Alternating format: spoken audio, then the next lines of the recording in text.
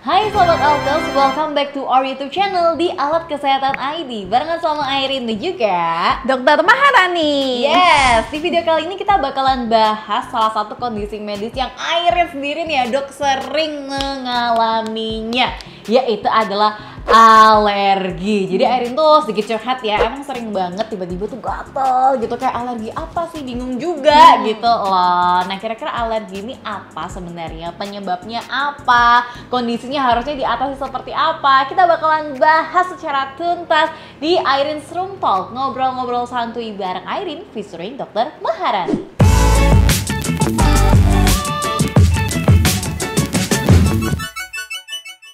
Sebelum kita ngobrol-ngobrol sama Dokter Maharani mengenai alergi, jangan lupa nih sahabat Alkes buat di like, subscribe, nyalakan lonceng notifikasi, dan juga share video ini ke teman-teman kamu. Oke dok, sebenarnya alergi itu tuh apa sih? Alergi itu kayak sering banget ya kita dengar ya, kamu ini alergi, kamu itu alergi. Airin sendiri mungkin kan sering gatel-gatel, mikir merasa aku alergi apa gitu ya. kan. Sebenarnya kata-kata alergi sendiri itu apa sih? Kalau menurut medis, jadi alergi itu suatu kondisi di mana seseorang yang berbeda dengan orang lainnya, dia lebih sensitif. Sensitif terhadap apa? Jadi yang menyebabkan alergi itu namanya alergen. Alergen. Betul, alergen. Alergen ini biasanya molekulnya protein. Protein dari mana? Dari manapun. Manapun yang bisa mengandung protein. Contohnya makanan, misalnya makanan udang. Atau misalnya partikel lain seperti kutu. Kutu juga ada proteinnya. Jadi protein inilah yang masuk ke dalam tubuh kita, entah melalui cara apapun, lalu berikatan dengan sel-sel imun kita, menyebabkan suatu respon imun yang berlebihan. Nah, itulah yang menjadikan suatu alergi, yaitu suatu respon imun yang berlebihan terhadap suatu protein tertentu yang masuk ke dalam tubuh kita. Begitu. Jadi memang kondisinya orang yang mengalami alergi ini lebih sensitif seperti itu ya. Kalau hatinya sensitif gimana? Waduh, gimana dong itu? Nah, kalau kita ngomongin tentang alergi, sebenarnya bentuk-bentuk alergi itu seperti apa dok? Kalau Airin kan merasa karena aku gatel-gatel berarti aku alergi gitu kan dok? Atau sebenarnya bentuk-bentuknya tuh ada apa aja nih? Sebetulnya bentuk alergi itu luas sekali. Jadi kalau kayak Airin seperti ini ya gatel-gatel, berarti manifestasinya di kulit. Menjadi kita yang tahu namanya biduran. Oh iya, kalau misalnya ruam-ruam merah gitu ya. Bisa juga kalau alergi di mata, manifestasinya bisa jadi matanya merah, berair, gatal. Biasanya itu yang alergi serbuk bunga, alergi debu, betul.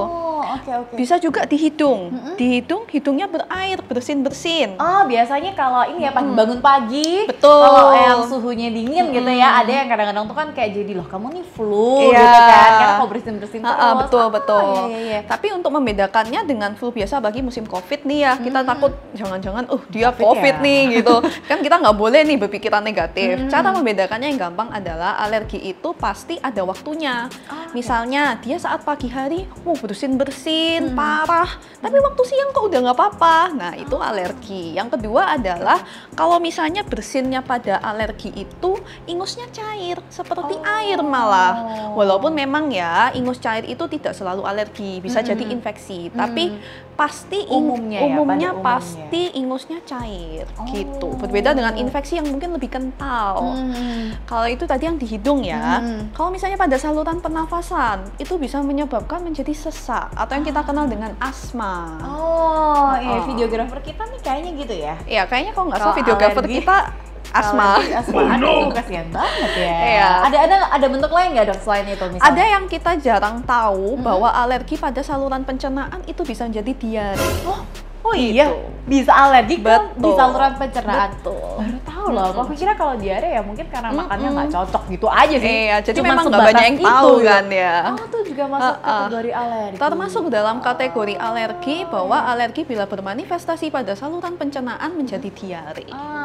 Iya. Jadi ini sekarang ya kalau misalnya sahabat Alkes punya teman, punya keluarga. Tadi kalau misalnya kita ngomongin yang di hidung gitu ya, pagi-pagi suka bersin, suka flu gitu ya, jangan langsung dijudge COVID ya kamu.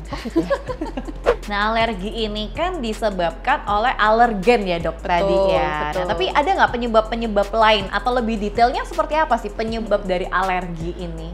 Jadi pokoknya segala sesuatu yang menyebabkan alergi kita namakan alergen. Oke. Alergen yang memang menyebabkan alergi ada proteinnya. Nah, sebabnya apa? Bagaimana caranya itu masuk? Jadi alergi itu tidak hanya sekadar dari apa yang kita makan. Oke. Bisa dari misalnya katakan debu, apa yang kita hirup, kutu, serbuk bunga, itu kan kita hirup, nggak mungkin kan kita makan kutu gitu Iya, ya. benar-benar. Terus seringkali juga orang itu tidak sadar dari apa yang dipegang.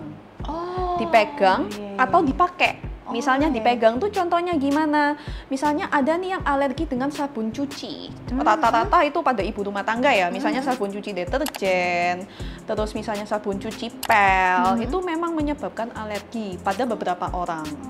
Ada juga yang dia misalnya tadi kan dihirup, dipegang, ada yang dipakai. Contohnya oke. misalnya Airin pernah nggak pakai kalung, mungkin yang bahannya bukan emas ya, Terus itu gatel. terus gatel, Pernah bikin banget. bentuk kalung. Iya, kalung warna merah gitu kan, pernah banget. Ada juga yang kasusnya lucu, Apa tuh? alergi sandal jepit. Hah? Sering itu, sering kali, jadi memang alergi karetnya. Oh, mungkin harus karet yang mahal kali ya. Kakinya yang high class dia itu. Itu makanya, oke, jadi oke. gampangnya gimana? Kalau misalnya orang itu pakai sandal jepit, itu gatelnya itu nanti akan sesuai dengan bentuk Bentuknya jepitannya. sandal jepitnya. Begitu. Tapi bisa nggak Dok kalau alergi itu muncul ketika orang tuh kebanyakan pikiran gitu, terus tiba-tiba alergi gitu, bisa nggak? Dok? Bisa banget. Oh, bisa juga ya? Bisa banget. Karena memang walaupun ya pada prinsipnya alergi itu adalah sistem imun yang berlebihan. Tapi dia adalah sistem imun yang salah, yang berlebihannya salah. Sehingga pada kondisi stres kan biasanya orang sistem imunnya turun ya. Iya, karena Justru, terlalu terpikir, mikir macam-macam gitu Betul, kan. betul. Justru itu yang akan menyebabkan alergi kalau sistem imun turun. Makanya pada orang-orang alergi itu nggak boleh stres. Aduh, Nggak boleh capean. Banyak banget ya penyebab Nah, alergi nih. Banyak banget.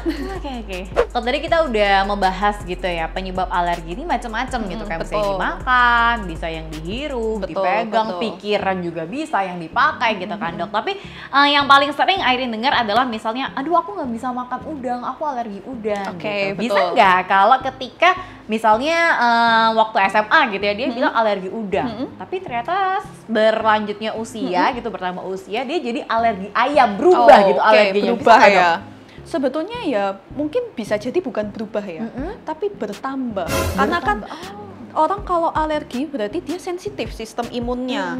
Mungkin awalnya dia alerginya udang, bisa jadi dia kemudian tersensitisasi lagi dengan ayam, protein ayam, akhirnya alergi ayam.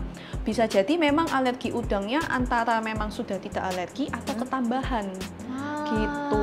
Kasian juga ya. Iya, jadi memang untuk orang-orang yang alergi, terutama alergi makanan ya, itu memang gampang-gampang susah atau mungkin banyakkan Bener-bener. susahnya ya daripada Bener-bener, apalagi gampangnya. temennya Airin tuh ada loh yang alergi itu ayam dan olahan-olahannya. Jadi makan ayamnya nggak bisa, mau ayam kampung ataupun ayam horeng gitu ya nggak bisa. Makan telurnya juga Nggak nggak bisa, bisa. Kalau iya. dimasak kayak olahan jadi chicken nugget pun juga nggak bisa. Aku jadi kayak kasihan banget makan sate ayam juga nggak Iya, bisa. makanya dong. apalagi kan di Indonesia nih kita makan sehari-hari ayam, Iya, telur. bener ya.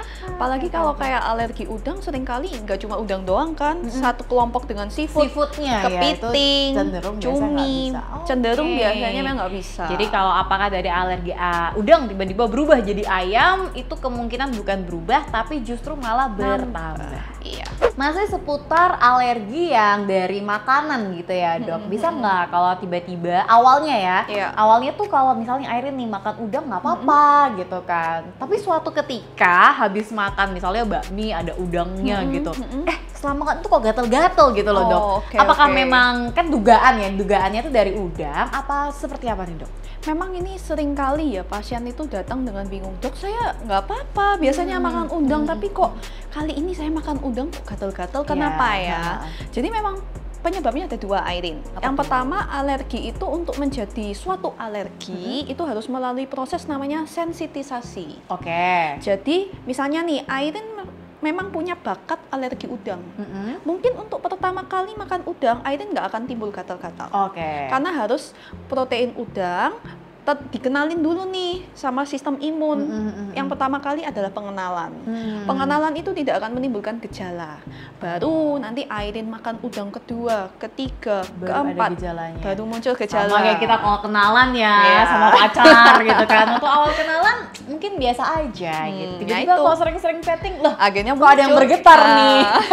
muncul Oke, rasa oke. yang baru kan Nah, ya. itu dia. Oke, Terus, itu Dok? yang pertama namanya sensitisasi. Semua Oke. proses alergi pasti melalui fase itu. Jadi bisa jadi awalnya nggak apa-apa, kok kemudian jadi gatel, apa jadi sesek seperti itu. Tapi itu memang sensitisasi ya mungkin katakan kedua atau ketiga makan ya. Jadi bukan yang berarti ke-10, ke-11 enggak. Oh, berarti jaraknya harusnya tidak terlalu jauh Betul. ya. Oh, Tapi oke. kan seringkali orang ini datang karena dia sudah makan berkali-kali. Misalnya seperti Airin. Airin selama 20 sekian tahun sudah berapa kali makan udang? Wah, nggak ngitung dok. Nggak ngitung Bahaya, kan? Dok. Tapi kok kadang gatel, Kadang enggak. kadang enggak. Iya. Sebabnya apa? Karena ternyata protein itu sifatnya berubah-ubah. Bergantung pada panas. Contoh, udang yang dimasak katakan setengah matang atau udangnya tidak segar. Yang kedua, bergantung pada jenis udangnya. Karena protein jenis udang itu mempengaruhi. Beda-beda ya. Betul, misalnya udangnya yang tipe windu sama udangnya tipe lobster, itu proteinnya berbeda. Oh, iya, Sehingga iya, bisa iya. jadi Airin mungkin makan udang windu gatel, tapi makan udang lobster nggak Nggak apa-apa.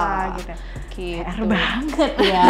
PR Iya. banget loh buat nyari penyebabnya Iya, nih makanya. loh. Memang Oh, oke, susah oke. banget Jadi yang sih. pertama tuh karena sensitivitasnya, Yap. yang kedua adalah Karena proteinnya yang berbeda-beda. protein yang berbeda-beda. Oh, oke oke oke. Tapi dok, bisa nggak sih kalau alergi itu tanpa pencetus? Kalau sebelumnya kan menduganya wah jangan-jangan nih karena makan udang nih jadi alergi Oke, gitu oke. kan. Nah ini tanpa pencetus tapi tiba-tiba alergi gitu, bisa nggak dok? Jadi kalau misalnya tanpa pencetus memang mungkin bisa jadi karena sebetulnya kita nggak tahu pencetusnya apa, bukan karena tanpa pencetus. Tapi memang pada beberapa kasus nih ya, Airin ya, apalagi yang alergi yang sifatnya kronik jangka panjang, itu memang bisa disebabkan tanpa pencetus. Oh. Tapi dengan awalnya ada yang mencetuskan. Semisal contoh pada kasus Airin yang dia alergi udang, gatel nih. Terus dia besok-besoknya sudah berhenti makan udang sama sekali nggak makan, tapi kok masih gatel ya 1-2 bulan ke depan. Itu yang jadi tanpa pencetus. Walaupun memang awalnya dicetuskan oleh protein udang itu sendiri. Oke. Tapi kemudian walaupun Airin sudah tidak makan udang, karena sistem imunnya sudah terlalu berlebihan, akhirnya keluarlah itu tanpa pencetus. Oh, Itu seringkali kita ketahui dengan nama idiopatik. Idiopatik. Betul, Oh, idiopatik artinya kalau dalam bahasa kedokteran kita tidak tahu sebabnya apa. Kita mungkin sudah berusaha gali, kita sudah berusaha cari, ingat-ingat bagaimana, makan apa aja, dicatat, tapi nggak nemu, ya itu memang bisa aja alergi itu terjadi seperti itu. Oke oke oke. Mungkin kalau dalam kasusnya Airin itu tadi ya, mungkin awalnya karena makan udang, terus karena sudah berlebih imunnya, jadi akhirnya sampai beberapa bulan ke depan. Betul. Bersyukurlah ya nggak ada alergi apa-apa ya. Sebetulnya ada juga sih Airin, mungkin agak jarang yang diketahui orang ya. Ada juga alergi yang idiopatik yang tidak diketahui sebabnya, itu dicetuskan oleh gigitan serangga. Oh. Jadi memang awalnya dia bukan alergi karena katakan yang sering kutu itu ya. Dia sebetulnya bukan alergi kutunya, tapi karena gigitan serangga itu dia akhirnya bisa mencetuskan alergi yang idiopatik. Oh, oke, tapi itu bisa sembuh nggak tuh dok? Kalau masalah sembuh apa enggak ya karena kita nggak tahu sebabnya apa, Iya memang sih, agak karena namanya sulit idiopatik ya. juga ya. Kita nggak Betul. tahu nih penyebabnya apa, jadi nggak tahu yang harus dihindari apa. Betul. Oke. Terus dok, gimana sih cara taunya kita nih alergi apa gitu? Oke, ya. Memang kayak masih banyak juga sih pasien yang tanya gitu. Karena kan kayak nyebelin ya, kita gatel-gatel, nggak tahu Iya. sebabnya Apa? Apa yang harus aku mau hindari hindari? apa gitu ya. Iya, iya, iya. Jadi memang ada dua cara sih. Ada satu yang pertama yang bisa kita lakukan sendiri. Yang kedua itu cara secara laboratorium. Oh, oke. Gitu. Jadi Kita kalau bahas- laboratorium kayaknya nggak bisa ya kita lakukan sendiri. Benar-benar. Oke. Kita bahas yang gimana Caranya sendiri kita ya. sendiri, yes. Oke, gampangnya kalau caranya kita sendiri, seringkali kalau misalnya ada pasien nih, dok saya ini bingung, saya ini alergi apa? Kalau pasiennya bingung, dokternya juga bingung. Jadi akhirnya cara gampangnya, biasanya pasien saya ajarkan gini. Oke, sekarang di list makanan apa nih yang kira-kira nyebabin alergi curiga? Misalnya nih Airin, oh satu curiganya kayaknya udang deh Udang, dok. Kedua cumi-cumi. ketiga kepiting, keempat ayam, kelima telur, di list. Dicoba satu-satu. Jadi misalnya dalam 1 minggu, coba Airin tidak makan udang sama sekali ataupun produk olahan udang. Contohnya misalnya petis, kerupuk udang, terasi. Selama 1 minggu bagaimana gejalanya? Dipantau. Apakah Airin masih gatal atau gatalnya berkurang?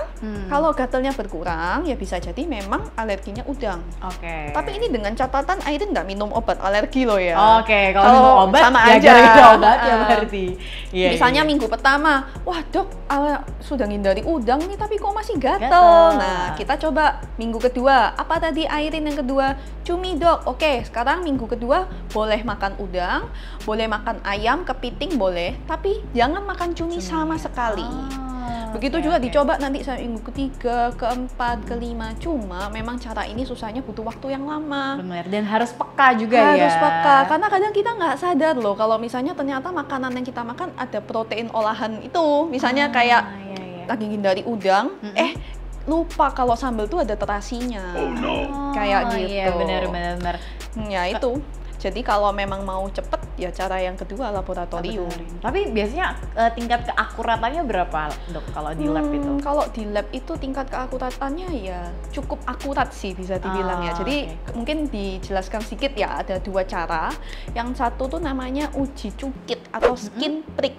Apa tuh? Gimana Jadi tuh nanti itu yang penting selama tes alergi ini adalah pasien tidak boleh minum obat alergi dalam bentuk apapun selama 48 jam untuk menilai respon alergi. Sebetulnya prinsipnya sama antara uji cukit atau skin prick dan uji tempel atau skin patch. Bedanya adalah kalau dicukit di tangan. Di tangan kayak ada protein alergennya, itu nanti ada angkanya sekitar mungkin katakan 20 atau 30 di tangan dengan ada satu kontrol. Dicukit ini misalnya protein bulu anjing, protein udang, protein telur. Lalu dilihat responnya itu nanti bendol-bendol enggak? Bendolnya seberapa besar? Oke. Kalau yang untuk skin patch atau uji tempel itu di punggung. Bedanya dengan uji cukit apa? Kalau uji cukit kan agak dicukit gitu agak dilukai. Cubit-cubit dikit gitu lah. Kalau skin patch itu ditempelkan proteinnya. Gitu. Tapi di punggung dan kita lihat sama ya seperti tadi reaksinya gimana dari kulit kita betul. Tapi memang untuk uji ini ya tergolong biayanya ya cukup mahal ya. Betul, karena protein alergennya aja ada banyak sekali. Ya, jadi 2 cara antara yang kita mandiri ataupun yang di lab itu tadi. Kalau ya, bisa disesuaikan dengan kebutuhan dan juga biayanya ya. Betul sekali. Selama ini kalau Airin ngerasa, aduh aku tuh ada alergi sih, entah sama udang atau mungkin sama keringatku atau seperti apa gitu ya. Tapi pertanyaannya Airin, sebenarnya alergi ini bisa nggak dok kalau sampai levelnya tuh bahaya bahkan sampai menyebabkan kematian? Bisa nggak nih?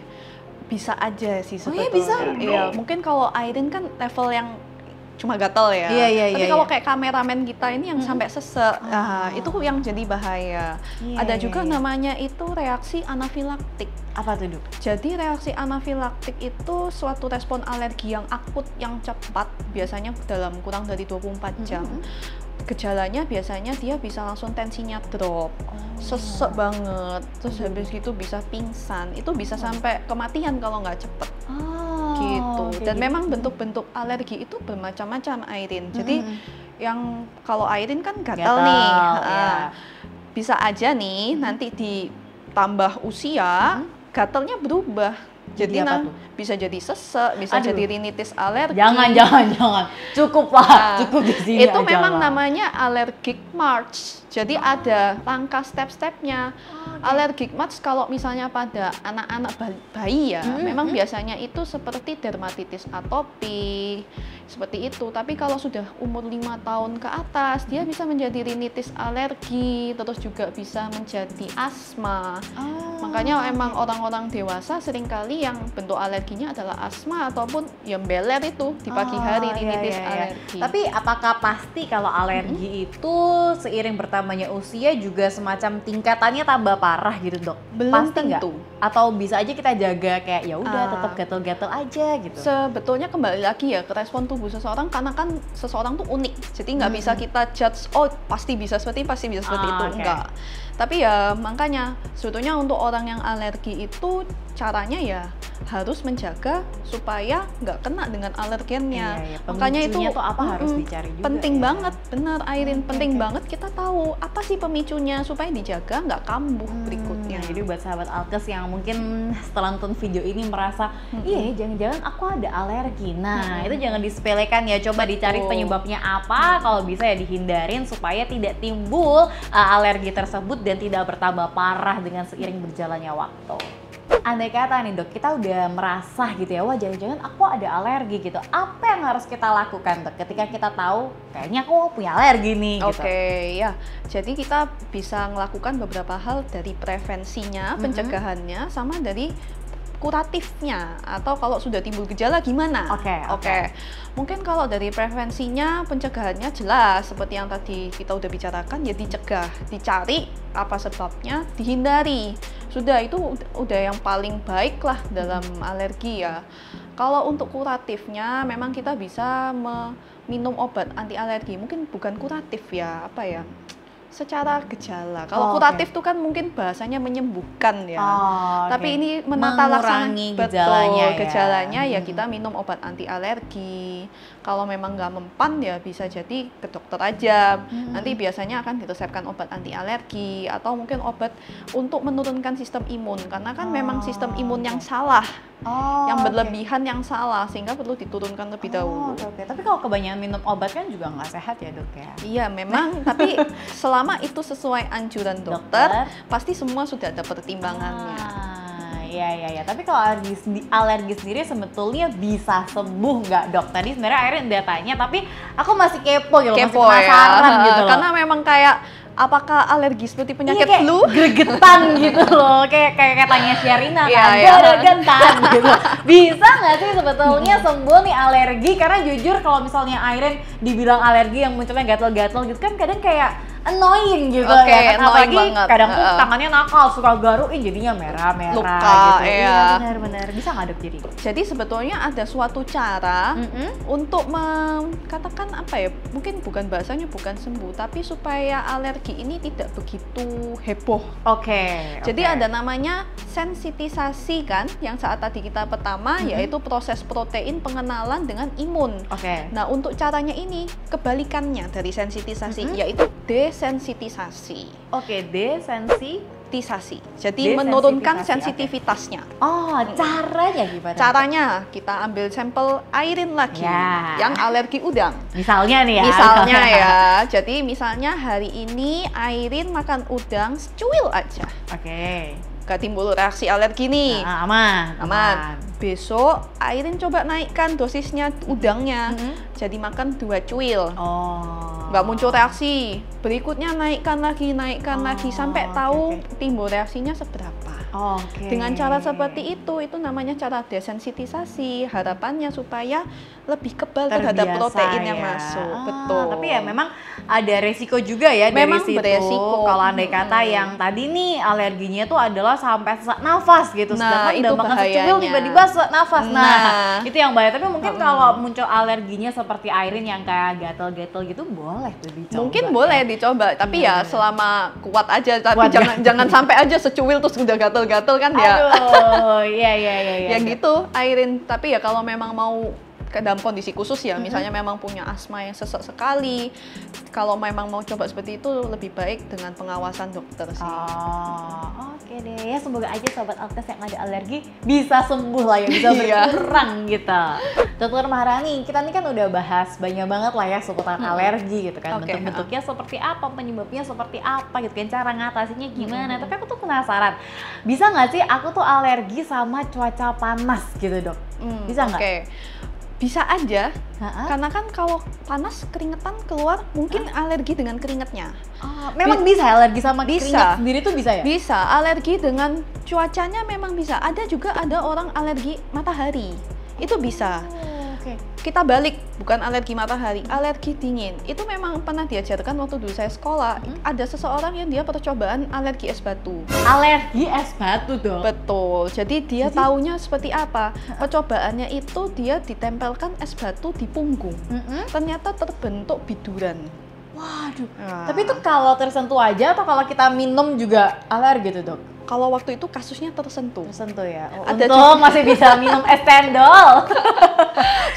Ada juga yang lebih unik lagi nih Airin. Apa Mungkin tuh? bukan alergi matahari atau alergi es aja, tapi alergi dengan sentuhan. Mungkin sentuhannya ini seperti gesekan. Jadi pasti saya yakin ya beberapa orang yang lihat video YouTube ini, coba kalian gores kulit kalian dengan kuku.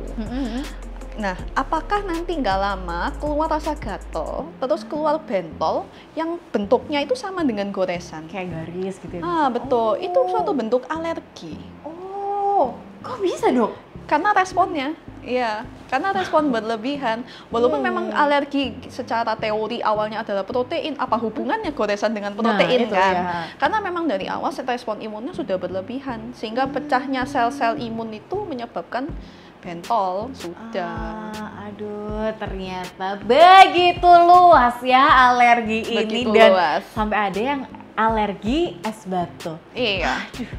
Ya Sobat Alkes, itu tadi pembahasan Airin bersama juga dengan Dr. Maharani. Thank you dokter. Thank you, Airin. Untuk penjelasannya mengenai alergi gitu kan. Semoga aja buat sahabat Alkes yang merasa punya alergi gitu ya, bisa teratasi alerginya dan tidak bertambah parah. Hopefully Airin juga bisa gak timbul lagi alerginya. Soalnya jujur ya, meskipun Airin tuh untungnya kan yang kayak gatel-gatel, bukan yang sampai sesak seperti itu ya. Tapi kan annoying, ya kan sedih. Nanti kalau pakai baju yang terbuka, kelihatan merah-merah gimana gitu.